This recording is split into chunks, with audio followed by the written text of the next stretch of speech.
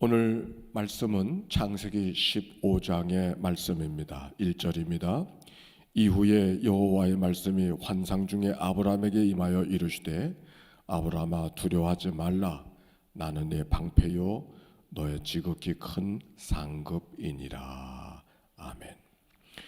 아브라함이 어느 날 아주 큰 두려움 속에 휩싸여지고 있었습니다. 하나님 인도하심을 받아서 갈대아 우르에서 하란을 거쳐 가나안까지 왔던 삶의 여정을 돌이켜보면서 하나님의 은혜를 기억하게 되어졌던 것이죠. 어느덧 그는 큰 믿음의 사람은 되었지만 완전한 사람이 된 것은 아니었습니다.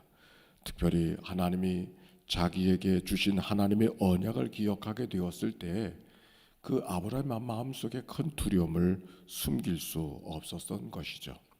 특별히 네 자손이 큰 민족이 될 것이라고, 네 자손이 땅에 티끌 같을 것이라고 하는 하나님의 말씀. 그런데 아브라함은 정작 사라를 통해서 아들 적자가 없지 않았습니까? 민족을 이룬다는 하나님의 약속, 네 자손이 이 땅의 티끌처럼 많아질 것 하시는 하나님의 약속은 오늘도 유효한 것인가 물을 수밖에 없는 것이죠. 바로 그때 하나님이 아브라함을 찾아오셔서 이렇게 말씀하십니다. 아브라함아 두려워하지 말아라. 내가 네 방패요 너의 지극히 큰 상급이니라. 아브라함의 두려움은 단순히 아들이 없는 게 두려움이 아닙니다. 과연 민족을 이루어 주겠다는 하나님의 약속이 과연 이루어지게 될 것인가라고 하는 바로 미래에 대한 두려움이었습니다. 하나님은 먼저 하나님의 누군가를 아브라함에게 말씀하고 계시는 거죠. 나는 네 방패요 너의 지극히 큰 상급이니라. 300이라는 영화를 보신 적 있나요? 그 영화를 통해서 고대 전쟁에 방패가 얼마나 큰 역할을 하는지를 잘 볼 수 있었습니다. 방패는 칼도 막아주고, 방패는 창도 막아주고, 방패는 화살도 막아주는 것을 보게 되었습니다. 방패는 완전한 보호막입니다.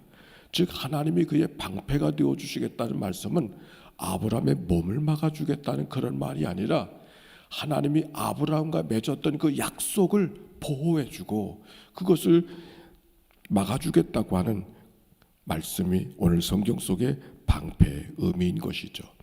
그뿐인가 상급도 주시겠다고 말씀해 주십니다.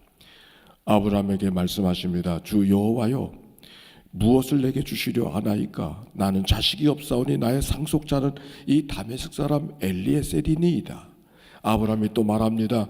주께서 내게 씨를 주시지 아니하셨으니 내 집에서 길리운 자가 내 상속자가 될 것입니다.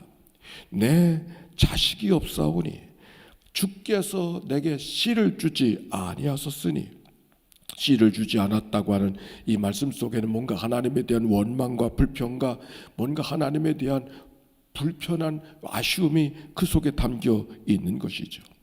사실 아들이 없을 때는 누구라도 양자를 들여 자기의 대를 이어가게 하는 상속자의 문화가 그렇게 일반화되어졌던 그 속에 상속자가 없는 것은 문제가 아닌 것이죠. 그래서 집에 사는 엘리에셀을 상속자로 삼을 것이라고 아브라함이 말하고 있는 것입니다. 그런데 여전히 문제는 하나님의 약속이 여전히 유효한 것인가에 대한 질문을 남아 있는 것이죠. 그때 하나님의 말씀하십니다. 그가 내 상속자가 아니라 내 몸에서 날 상속자가 있을 것이라고. 그리고 그를 이끌어 밖으로 나가 하늘을 우러러 뭇별을 바라보게 하십니다. 이것을 내가 셀 수 있는가? 내 자손이 이와 같을 것이라고 말씀하십니다. 아들 하나가 없다는 이유로 땅을 내려다보고 한숨 쉬는 아브라함에게 고개를 들어 하늘을 보라고 하신 하나님, 하늘을 바라본다는 것은 하늘을 바라보라고 하는 것이 아니라 어떤 경우도 하나님을 기대하며 살고 있는가 묻고 있는 것입니다. 아브라함은 아마도 그 하늘의 은하수를 바라보면서 땅의 티끌 같을 것이라는 하나님의 약속을 기억하고 있었을 것입니다. 셀 수 없는 티끌처럼, 셀 수 없는 은하수의 별들처럼 내 민족이 그러할 것이라는 하나님의 약속, 지나온 날 베풀어 주신 하나님의 은혜를 이 아브라함은 되씹어 보고 있었을 것입니다. 가나안을 버리고 떠난 애굽에서 겪었던 뜻하지 않은 부끄러웠던 일들, 그 속에서 하나님이 건져주시는 은혜, 애굽에서 돌아와 롯과 함께 살고 있었던 아브라함의 집안에 있었던 일들, 있다고 하는 것이 오히려 불행의 씨가 되었던 일들, 낙심한 아브라함을 찾아와서 따뜻하게 격려해 주시던, 어깨 동무해 주시던 하나님의 그 따뜻함, 더욱이 롯의 사건을 통해서 깨달았던 하나님의 은혜. 그 소돔 땅은 자기가 살고 싶었던 땅인데 그 땅을 만약 롯이 아니고 자기가 그 땅을 차지했다고 하면은 자기가 롯의 처지 같은 일이 되어졌을 것을 생각해 보니 지나간 시간들이 그냥 지나간 시간이 아니라 얼마나 위험한 시간들을 지나고 있었는가를 생각하게 되니 정말 소름 돋는 하나님의 은혜를 기억하게 되었을 것입니다. 그런데도 그 하나님에 대한 믿음을 버리고 오히려 원망하고 불평하고 불편해하는 자신의 모습을 돌이켜 보았을 때 하나님의 은혜를 새롭게 기억하게 되는 것이죠. 하나님의 약속에 대한 신뢰하는 마음이 그 마음속에 타오르는 불꽃처럼 느끼게 되었을 것입니다. 그래야 6절, 아브라함이 여호와를 믿으니 여호와께서 이를 그의 의로 여기시고, 하나님 앞에 의롭게 산다는 것은 어떤 윤리적인 삶을 살아가는 것이 아니라 어떤 경우도 하나님을 기대하며 의지하며 살아가는 삶을 말하고 있는 것이죠. 내게 하늘이 열려 있듯이 아직도 하나님의 일은 끝나지 않았다는 사실을 인정하고 고백하며 하나님에 대한 그 기대감을 갖고 살아가는 삶, 하나님을 여전히 신뢰하는 삶, 하나님의 그것을 의로 여기셨다는 말입니다. 이제 하나님이 그를 축복해 주십니다. 내 땅을, 이 땅도 내게 다 주리라고.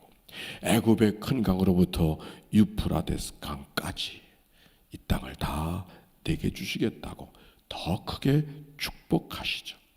그리고 스스로 언약을 체결해 주십니다. 마치 노아 시대에 다시는 홍수로 멸하지 않겠다고 당신 스스로 노아와 더불어 언약으로 맺어 주셨던 그 하나님처럼 3년 된 암소, 염소, 숫양, 산비둘기, 칡비둘기 새끼를 모아서 그것을 쪼개 놓으시고 오늘의 약속을 지키지 않으면 이렇게 쪼개진다는 스스로 언약을 체결해 주시는 하나님을 발견하게 되는 것이죠. 그리고 아브라함을 잠들게 하십니다. 그때 한 가지 사실을 꿈으로 예시해 주십니다. 내가 내 자손을 구하고 있지만 내 자손들이 어느 날 이방인들의 객이 되어져서 그들을 400년 동안이나 섬기게 될 것이라는 사실을 알게 하고 계시죠.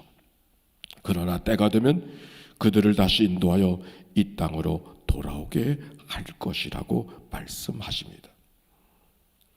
내 자손이 내가 원하는 때에 내가 원하는 대로 되지 않는 이유가 있는 것임을 하나님이 말씀하고 계시는 듯 합니다. 지난주일 말씀 고종욱이라고 하는 사람, 그에게는 장애라고 하는 것이 아픔으로 다가왔지만 그 아픔이 오히려 그의 사명이었다고 하는 말씀. 지금 아브라함은 지금 아들이 없음을 통해서 원망하고 불평하고 있지만 그 아들 없음이 오히려 아브라함을 믿음의 사람으로 만들어 가시는 하나님의 고삐가 되고 있음을 오늘 성경이 말하고 있는 것이죠. 벽 앞에 있다고 생각합니까?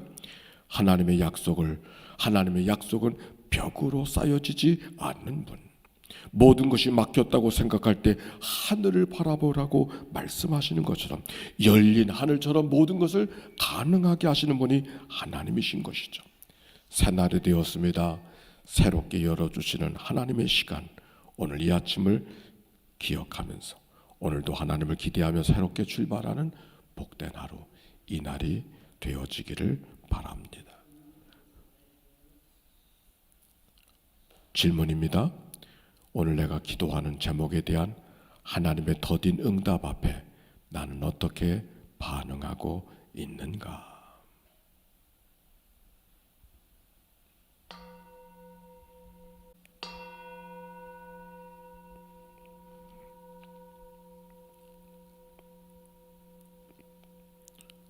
새 아침을 열어주시니 감사합니다.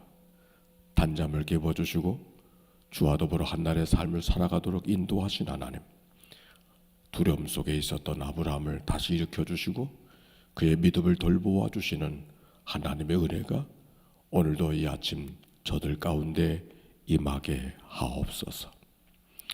믿음 없는 아브라함을 내버려 두지 아니하시고 찾아가서서 다시 말씀해 주시고 스스로를 언약으로 체결해 주시는 하나님의 은총이 오늘도 나를 향한 하나님의 은혜임을 기억하고 믿음으로 살아가는 저희들 되게 하옵소서.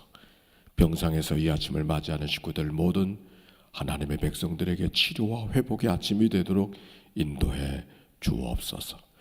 열려진 하늘처럼 오늘도 하나님이 새날을 열어주셨으니 이 날을 믿음으로 하나님을 신뢰하며 걸어가는 삶이 되게 하사 순간순간 우리의 방패 되신 하나님을 경험하는 하루가 되도록 축복해 주옵소서. 구주 예수님의 이름으로 기도하옵나이다. 아멘.